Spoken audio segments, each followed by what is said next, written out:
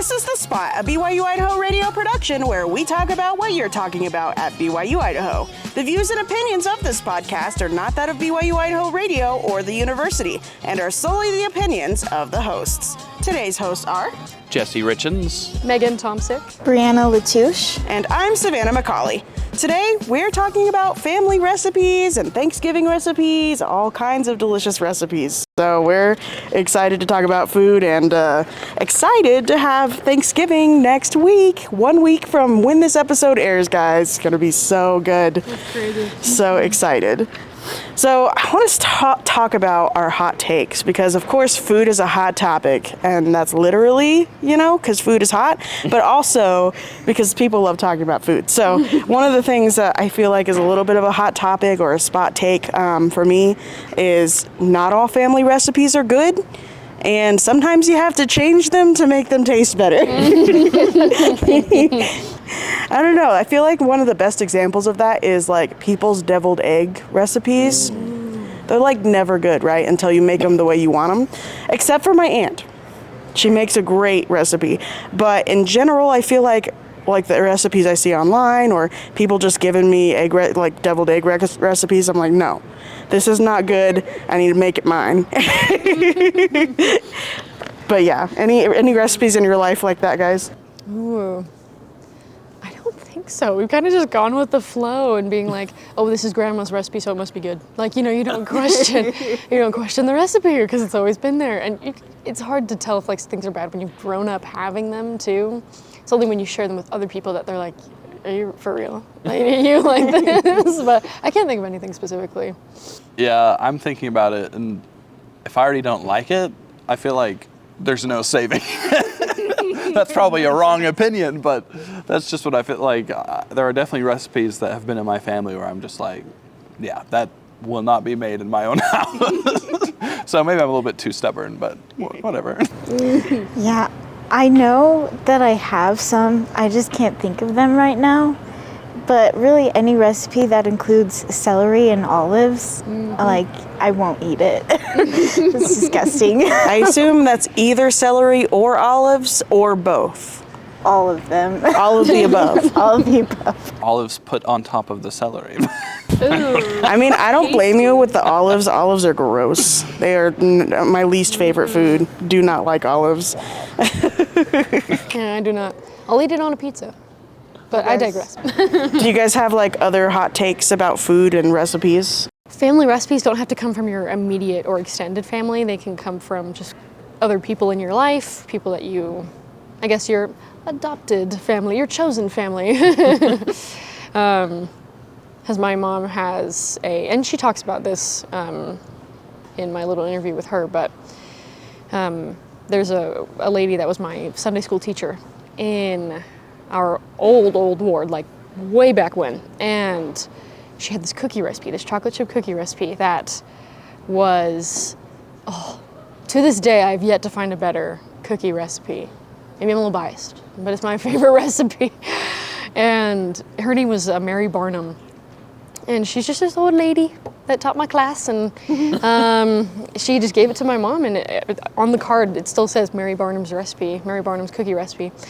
And my mom has it memorized at this point. She used it so many times, but if we only followed the rule of you get family recipes from within your family, we never would have found that. So Exactly. It's super cool. Yeah, now it's part of your family. That's right. No one will know. Yeah. My spot take, it's extremely specific, but I don't think fruitcake will ever be good. I don't know how everyone else feels. No. You can't. It's just, my grandma insists on making it every Christmas. And it's so funny because it's never touched, but she makes it every Christmas because it's tradition. So a part of me makes me kind of sad that it'll possibly disappear with this generation, but just because it's tradition, but it's just not good at all. Unfortunately. I love fruit and I love cake. The combo just is not good. I don't know if I've ever had a homemade fruit cake, just little packaged ones, and they're gross anyway, so I don't really eat them. So I don't think I'd ever try one even if I saw a homemade one because they're not very good. No. And even the look, you're just like, what is this? Has anybody had a good fruitcake? I don't think I've ever tried it to begin with. I think I might have had a piece, but it was so long ago, I don't remember the taste anymore. And so when I was in elementary school, we did a song, like a Christmas song that talked about fruitcake. And I was like, I don't know what that is. And so, like, I always sang it, but I never knew that people actually made it because I never saw it. That sounds fake. I don't know, maybe in my head, I feel like fruitcake is more like bread. It doesn't feel like cake. Like, it feels more like a bread that has fruit in it, right? Yeah. I don't know. No, that's and maybe that's why people don't like it, because they're expecting cake and they get bread. They're different things. I think that's a really good point. I think of it when she makes it, it seems more like a loaf Yeah. of bread. Maybe that's why. See, maybe they just call it fruit bread, and people will find it different, you know? Think bread. sweet bread, and then they're like, oh, okay, extra fruit in my bread. That sounds great, you know what I mean? It's a very good point. What about you, Breanna? Do you have like a hot take about recipes? As I was preparing for this episode, I was like, man, I feel very protective of like all of my family recipes right now, and I don't know why. And so my hot take is that some recipes are like too special to share with people. So like it is good to share, but some should not be shared. Just because like if you have like a special or specific memory with that and then you share it with someone and then they change it, then it's like it's ruined because you taste it and you're like, what did you do? Blasphemy. Yeah, it's so weird. But like I think of my mom's homemade root beer recipe. And like if somebody changed that and like started adding other stuff, I would be mad. They have dirtied the recipe. Soiled the family recipe. Yeah, that's right. So speaking of recipes, I mean, obviously there are some you don't want to share, but we did bring some today that we might want to talk about a little bit. So I'll start that a little bit with my recipe. So I have a recipe that came from my cousin-in-law. So she brought this buffalo chicken dip to like all the family like together outings, you know, like things like that. And every time I'd be like, who made this? I need to know how to make it. And eventually I did get the recipe from her, and now it's just like a staple. It's something I make like all the time, like anytime there's a party or, you know, it's just like my favorite thing to make. So this one I have memorized. I don't even have it written down, but it's like 2 cream cheese, like the 8-ounce cream cheese blocks, 2 of those, a cup of ranch, a whole cup. I know that's a lot. A whole cup of the Frank's Red Hot sauce. And then you can do the chicken in different ways. I feel like the rotisserie is the best because you're already buying it and it's already flavored and you don't have to worry about it. But you can make your own and put your own kind of flavoring in there, and that takes, of course, more time. But it's good. And then canned chicken is like if you have it and you don't have any other things, it still works. But it's not nearly as good as if you get the rotisserie chicken. So then you put all that together and then you let it melt together, and then you put in another cup or a new cup of cheddar cheese. And it can be like, I usually do shredded cheddar because it's easier to melt. Mix it in and then you bake it for 30 minutes. At 375, I believe. And then you put a layer of that cheese on top again, the shredded cheddar. Put it back in for another 10 minutes, and boom, there's a nice crispy top. You take it out, and it's ready to go. It is so good. So good. You said a cup of ranch. Could you use like the ranch powder if you had that? You could use ranch powder, yeah. I've never used the powder, so I don't know what the like ratio would be. Because you said, I remember this was like previous to recording this episode, but you suggested like using Greek yogurt as an alternative and using the ranch powder or whatever. Yeah. So I wonder if that would work. It might work. The warning about the ranch powder and Greek yogurt, because of the combination of the two, they only last 3 days in the fridge. So you don't want to mix everything all at once and then have it in there forever. But if you freshly mix the Greek yogurt with the ranch packet, I think a whole cup of that would be perfect in this recipe. It would be delicious, and that would add more protein on top of whatever protein you already have in this dip, because it's full of protein. But it is delicious. I always have it with the flour tortilla chips, and it's the best. So good. So if you're ever looking for a buffalo dip, that's the best recipe. What about you guys? What kind of recipes did you bring? I think of, so there are two.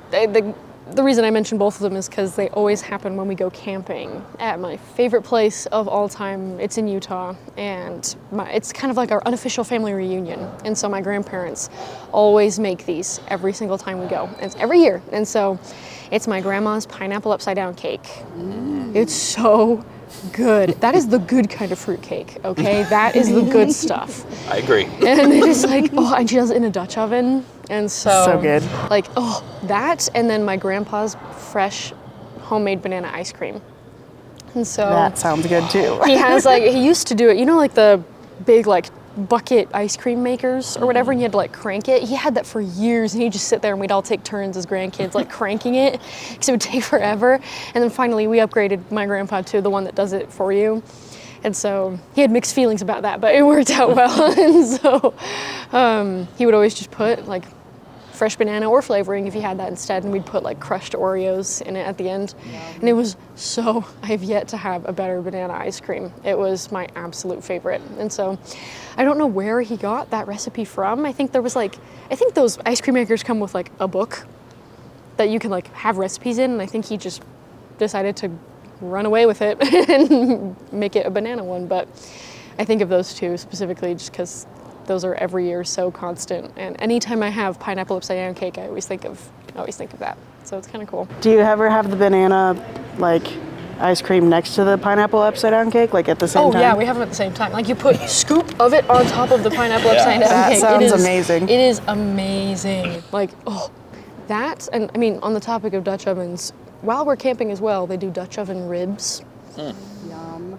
I don't know if I can call that a family exclusive recipe, but it's in the same, we have it at the same time, so, Same genre. Same genre, that's the word. My family likes to do Dutch oven peach cobbler. Yes, that is the only way. So good. So good. Absolutely. And we'll do, we'll use the Dutch oven to make them cook faster, but we'll do tinfoil dinners as well. And I think tinfoil dinners are pretty universal, so I don't know if I can call that a family recipe. Just a fun thing to do when you're camping. And so, yeah, I don't know if you've had any. I usually like to go super simple with recipes, just because, unfortunately, cooking isn't usually my favorite. But if I can find a simple recipe, then I'm like, oh, this is great. So I don't know. I think my wife got this from her sister. It's like a spaghetti type thing that I really like. So we do spaghetti, and then we do Alfredo sauce, which is amazing. And then we use, I think it's either Brazilian sausage or Portuguese sausage. I can't remember what it's called. I think it's called linguiça. But we chop that up, and then we cook that, and then we put it in with the spaghetti, and it is so good. I could literally eat it almost every single day. That sounds delicious. It is absolutely delicious. We probably make it weekly because it's very simple. It's usually done in less than 45 minutes. And I mean, we usually make a lot, so we have extra, So It's one of those things you have tons of leftovers in the fridge for the whole week, Yeah, we have some sitting in there right now. So that's why I thought of it, because it's so simple and just so easy. And of course we use garlic powder, onion powder, garlic salt. In my opinion, those are almost all the seasonings you need. Those are great. I love those seasonings. We get the garlic powder from Sam's Club, the big one. Oh my God. And it lasts us a month, and then we have to get another one because we cook so much. So It's so good. it's so good. Did you bring some, Breanna? I did. So I have a few, but really fast. So my dad is from Jamaica, and he would make some of his family's recipes, and my mom learned the recipes too. And then I also have my mom's side. She's from Utah, but she has a lot of Swedish ancestry. But basically the Utah meals and then the Jamaican meals. And so I brought my mom's taco soup recipe. We make it a little more watery than what I've seen other people do. But it's like 2 cans of tomato soup, 2 cans of water, 2 cans of tomato sauce, 1 pound of hamburger, 1 jar of salsa, and then 2 cans of corn, 1 package of taco seasoning, and then 2 cans of kidney beans.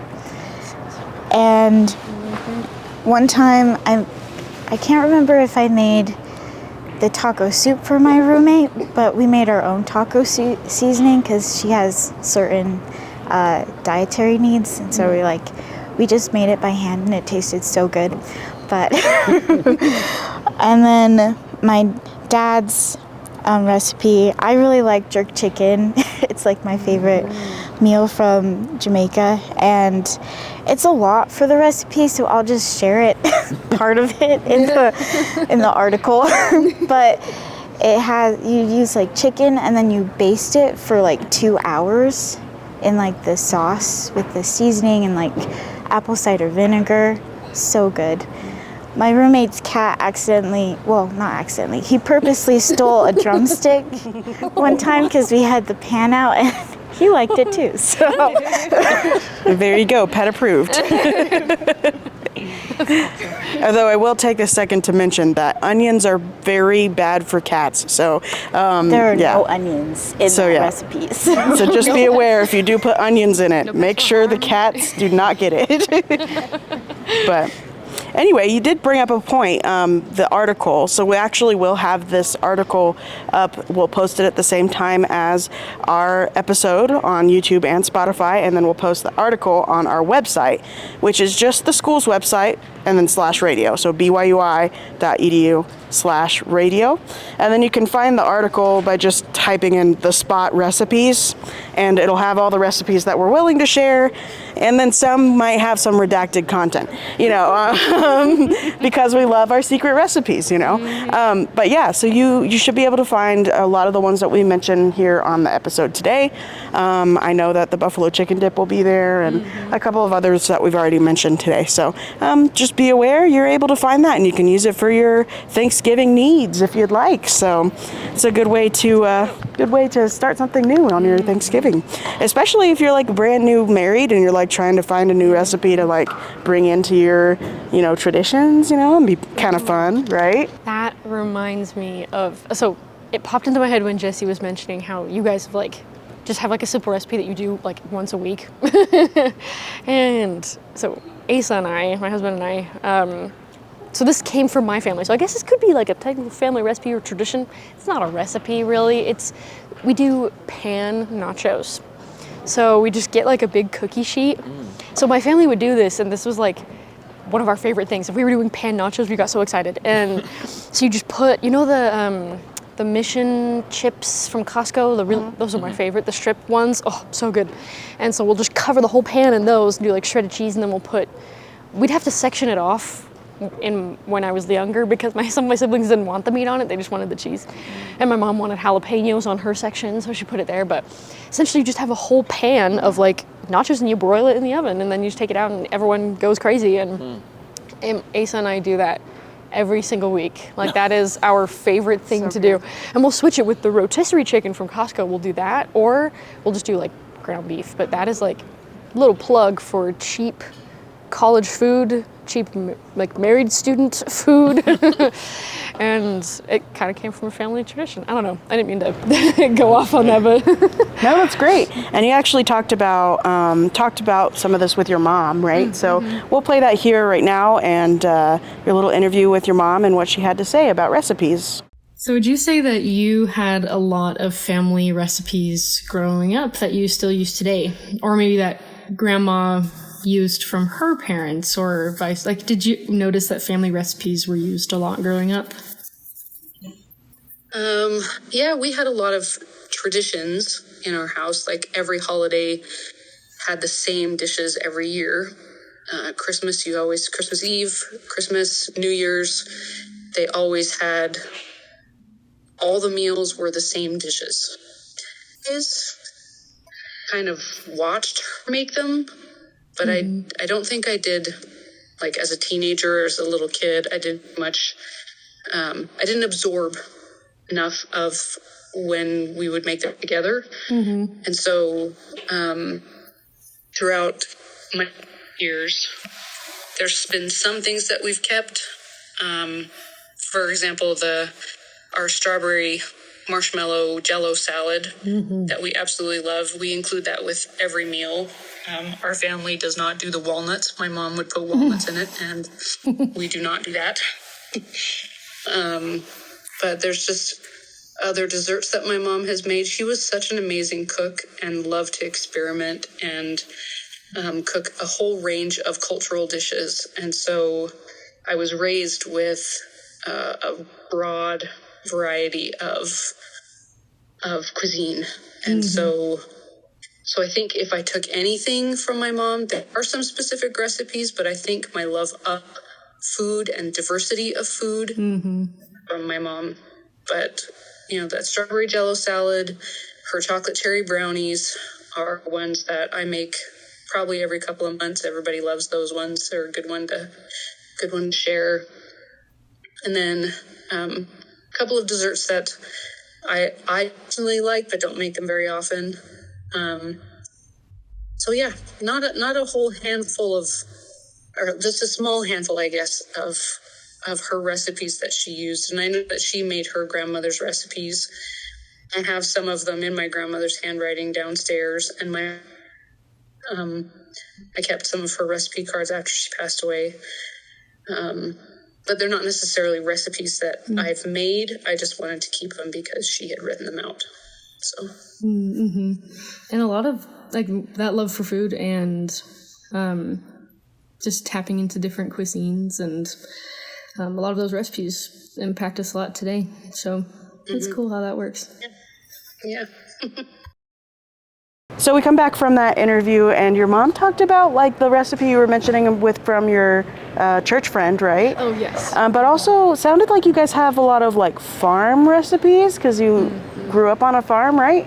Or did your mom grow up on a farm? My mom did. So my mom's originally from Canada, and she grew up on a farm for the first.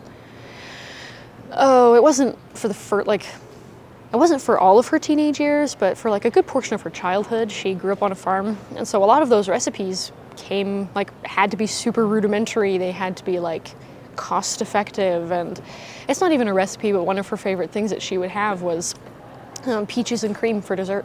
Yeah. Because that's all that they could really have. And it's one of her favorite things to this day. And she tried to get us on it, and it did not work. So she also loves what's it called? It's fetch. She talks about it. It's the cream of wheat?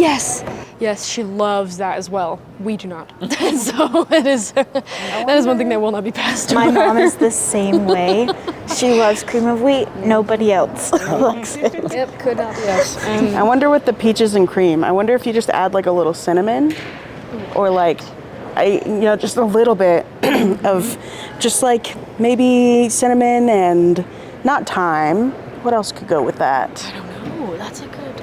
But I feel like it could just lift it up a little bit to where it's a little more fun to eat, right? And she also, just left my brain. No, it's okay. If it's important, it'll come back to me. But it was really cool to hear from her about all of those recipes and how that's. Those things still stick with her, but she's really started to kind of find her own. Because my mom loves baking. She loves cooking. And so a lot of our family recipes have really come from her starting to cook for us and try to give us some good meals every day. And so I never really saw that from my mom's side of the family because they were so far away, right? Canada's from here it's not so far, but from Southern California it was pretty far away. And so it was really cool to hear from her how she's just taken the skills from her mom and just turned them into new traditions for our small family. And so it was really cool to hear that from her, because you never really think to sit down and talk about that. And so that was a cool opportunity. I love that. And it's always good to like talk to your parents or anybody that was part of your family growing up and like learn about how they learned about food and just kind of how things get passed down. And speaking of things getting passed down, we did mention that there are some recipes that are secret. So we won't be mentioning too many ingredients, but we can talk a little bit about our secret recipes. So I can start this off a little bit. My husband, Logan, he and his family, every Christmas season, they make fudge and toffee. And they will not share the family recipe outside of the family. Like fudge and toffee, and then what they do is they make like big bulk backs, and then, or batches. Bulk batches, there we go. It's kind of hard to say. They make big bulk batches, and then they give them out to their neighbors and friends and like people from their ward and things like that. And so Logan decided to continue the tradition, and I'm not complaining, because every Christmas, of course we've only had one Christmas together so far, but we're about to have another one, and he is making fudge and toffee, and he's about to start doing it again, and I'm very excited because I love that fudge. It's so good, and I happen to be part of the family now, so I get to know the recipe, and it's really good. So, and the cool thing with the fudge, it's only like, I think like 5 ingredients or something like that. It's like less than what you would think for fudge, and it's simple and amazing. So, you guys might be able to try it, because I'll probably bring it to the radio station, but I will not tell you what's in it. What about you guys? For me, every time I talk to my parents about their pumpkin chocolate chip cookie recipe, my dad reminds me that I'm not allowed to share it with anyone. So I'm like, okay, I get it. It's so good. The cookies are like fluffy and they're just delicious. I don't know, like I mix it together and I'm like, I don't know what makes it so good. And I've converted people to liking pumpkin. At least these pumpkin cookies, because most people are like, I don't like pumpkin or things with it. I'm like, just try it. And it changes. It changes their whole life. Yes, their whole life has changed. Yeah, pumpkin cookies are much better than obviously this is my opinion, but pumpkin pie, I do not like pumpkin pie very much, but pumpkin cookies are amazing. And then you bring that chocolate in there with it? Yes. Oh, so good. It's over. It's over. Yeah. My family makes pumpkin cookies as well, and they are absolutely delicious. So good. Yeah, that's a fun one. We don't have any secret recipes in my family. You just share them all? Yeah, I haven't really thought to ask my grandma if she had any like secret recipes, but truthfully it's just because none of us really like ask her for the recipe, because she only makes them like when we all get together as a family, and we don't think to make them outside of that. And so I wonder, like, I'd have to ask if they're like secret Thanksgiving recipes. I know that's something we want to touch on, but yeah, it just occurred to me. I'm like, we don't have any secret recipes. It's cool though. Well, we all know that Jessie has a fruitcake family recipe, so that's definitely top secret. Nobody needs that one. Wrap it up in a little bow, throw it out the window. Everyone's fine. There's also another one. I don't know if it's secret, but I think it might be, because so no matter which family we're visiting on Thanksgiving or Christmas, my mom or dad's side, my mom is always doing the rolls, and it's because she does them in this way that they are just perfect rolls. That, rolls are amazing as they are, but how my mom makes them, they're just so buttery and fluffy. And I don't know if it's a secret, but it probably should be, because again, like everyone loves those, and everyone knows that, like, how they usually give out assignments for like Christmas or Thanksgiving, like who's bringing what. My mom is just like, all right, I'm bringing the rolls, and everyone knows that. So that might be secret recipe, because they're just so fantastic. That sounds delicious. And every time I think of rolls, I think of Thanksgiving. And we have to talk about Thanksgiving, because it's coming up in 1 week, guys. 1 week from when this episode airs. So, so amazing. I'm very excited for it. Is there anything you guys can't live without, like on Thanksgiving? Mashed potatoes. If there are no mashed potatoes, I quit. I'm like, nope. Yep. Goodbye. Especially how my grandma makes them. One time, oh, okay. I know my Uncle Kim will never hear this, so this is why I'm comfortable sharing this. So there was one Thanksgiving where my grandma tried to like spread the wealth on like who would make what on the day of Thanksgiving. And my Uncle Kim was gonna make the mashed potatoes. And he made it how his family, immediate family does it. And it was Please tell not. me it's not the pellets. No, absolutely not. He used real potatoes, but he added like a flavoring in there. I think he added ranch packets into the mashed potatoes. So it had like a ranch flavoring. And I had it and I was so disappointed. I was like, what is this? This is not Grandma's mashed potatoes. Of course it wasn't, because she didn't make them, and so, but I just felt so betrayed. I felt like, because it wasn't what I wanted out of mashed potatoes. You want the good, like, salt, creamy, like, peppery flavor, like, ugh. And so to this day, I'm like, I secretly pray that he will never make them again for Thanksgiving. Because when my grandma makes them, you use red potatoes, and you leave some of the skin in there. Like, you don't peel them and then make the mashed potatoes, you leave the skin on them and then you make the mashed potatoes. It's like so good. And That's the way to do it. like butter, and I've done it with like cream cheese instead of sour cream, or like milk, just how she does it, like none other. So you will not catch me at a mashed potato this Thanksgiving. Thank you very much. Well, I think you're in the right place, because Idaho, I don't think anybody in Idaho is going without like 3 different kinds of potatoes at Thanksgiving. So sacrilegious. I really like sweet potatoes with the or the yams with the marshmallows on top. Stole mine. So good. Oh, is that your favorite too? Those are so good. I do not like the sweet potatoes. I'm With sorry. the crunch on the top, It's too. so Oh my- good. It's sweet. Like, why? It's supposed to be. I like sweet It's a potato. dessert. I like sweet potato fries, but like it's all mushy and like it's a texture thing for me. She says it's a texture thing for her, but she can't live without mashed potatoes. Yeah, what's going on here? Sweet potatoes are not the same consistency as mashed potatoes. Sweet potatoes are like full on mushy. Like, Fine. We'll give you that, I guess. Still 2 against 1, so. Yeah. What about you, Breanna?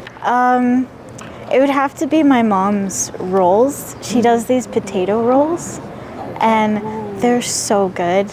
And they're buttery. And, chef's kiss. My family doesn't really do like a traditional Thanksgiving anymore, because so I moved from Utah to Virginia, and then we just kind of like dissipated the Thanksgiving tradition. So, but yeah, the potato rolls have to be there. So good. Another thing I have to have is pumpkin pie. I love pumpkin pie. And it used to be pecan pie as well, but my husband's allergic to pecans, so we can't do that. But you gotta have the pumpkin pie or the chocolate pie. Some sort of pie that doesn't have the top crust, because I don't like top crust pie. Oh, not even like apple pie or whatever? Apple's kind of an exception, but like not as much. It has to be like perfect crust. I guess like, you could avoid that with like doing streusel on top instead of like that's an good. actual crust, because that, like the crunchy, oh, okay, yep, I get it now, yep. you can have fancier pie if you don't have the top crust. I'm just saying. I also like my sister's banana cream pie. She is the one that has to make it. Nobody else can make it because she does it the best way. So shout out to you, Vicky. All right, guys, so we've talked about all the recipes we can, which means now it's time for the quiz. Oh boy. And of course, our quiz was prepared by none other than Cody Miller. So we know this is going to be a hard quiz because he knows what he's talking about. Yeah, don't look at the answers. All right. Which of the following countries is the true origin of the apple pie? Oh. We were just talking about apple pie. Oh. Is it France, England, the USA, or Germany? I'm going to say Germany. I'm gonna go with I'm Germany. gonna say England. England is correct. I can see why Germany would be a Dutch thing. apple pie. Yeah, right. False advertising. All right. Which company helped create the famous green bean casserole? Was it the Campbell Soup Company, Progresso, Knorr, or all of the above? Put it on Campbell. A Campbell. Campbell. I'll do Progresso. Campbell soup. Tried to be different. Megan is undefeated. Let's go. All right, now this one's a little sad but true and kind of a warning for Thanksgiving. How many people die on average per Thanksgiving due to deep frying turkeys? Is it 1, 5, 3, or 2? And keep in mind this is each year. 5. 3. Yeah, let's go with 3. 5 it is. Crazy. It's 5 people every year. So when you're deep frying a turkey, make sure that it's not frozen at all. Because when the ice crystals melt, they turn into water, and water and oil do not mix. So just keep in mind when you're deep frying turkeys, make sure they're completely thawed. Make sure you're doing it in a safe space. Sometimes people do it in a hole outside, and that's actually better than doing it inside. So just keep that in mind when you're deep frying turkeys. They are big, big birds, and they can make big, big fires. So keep that in mind. And last but not least, where has the pumpkin come from? The pumpkin, just in general. Is it Europe, Asia, North America, or Africa? What? I'm gonna go out on a limb and say Africa. For some reason that feels like it could be. Can you name the places again? Europe, Asia, North America, or Africa? I can say North America. North America. Yep, it's North America. My only one that I got right. Which I think is really cool to think that it came from there. So, or came from around here. So, That's crazy. super cool. Super cool. Well, we're about to wrap up this episode here, but we do want to mention a couple of the classes here on campus that are to help you cook, or they're also part of the actual food degrees here on campus, but you can take them as, elective classes if you want to learn a little bit about food. So here's a couple of them. The cooking classes are flavor and menu design. You could take food preparation. There's also dietary classes if you want to learn more about your health and like how food affects your health, and that's essentials of human nutrition and nutrient metabolism. And those classes are available for registration right now if you're registering for classes. So look them up. Maybe you'll learn something new, learn how to cook different things, and it'll be really nice. And we also want to mention a little bit about what's going on campus this week. So Jesse, do you have something that's going on this upcoming week? Yeah. This Friday, November 22nd, is the volleyball championships. So that will be for the girls teams and for the boys teams. The women's game starts at 6 p.m. and the men's starts at 8 p.m. It is $3 for tickets. Is that at the Heart or? It should be at the Ice, the Ice Center. No, it says the Heart. Yeah. Oh, very cool. $250, the auditorium, of course. So, yeah. So yeah, go to the enjoy Heart some Building. volleyball. That's tomorrow after this episode has been released. So just check it out. It's always fun to go see everybody and support other students here on campus. You've been listening to The Spot, a production of BYU-Idaho Radio. Today's hosts were Jesse Richens, Megan Tomsik. Breanna Latouche. and I'm Savannah McCauley. The views and opinions of this podcast are not that of BYU-Idaho Radio or the university, and are solely the opinions of the hosts. This episode was edited by Bea Matos. Producers were the hosts with supervision by Brandon Isle and Natalia Hepworth. Our theme music is Finding Happiness by DJ Quads and The Perpetual Ticking of Time by Artificial Music. To listen to more episodes of The Spot, like and follow us on social media, subscribe to our YouTube channel, or visit our website, byu.edu/radio, and click podcasts. Be sure to subscribe to The Spot podcast wherever you get your podcasts, and leave a review of the show and leave a comment on what we should talk about next.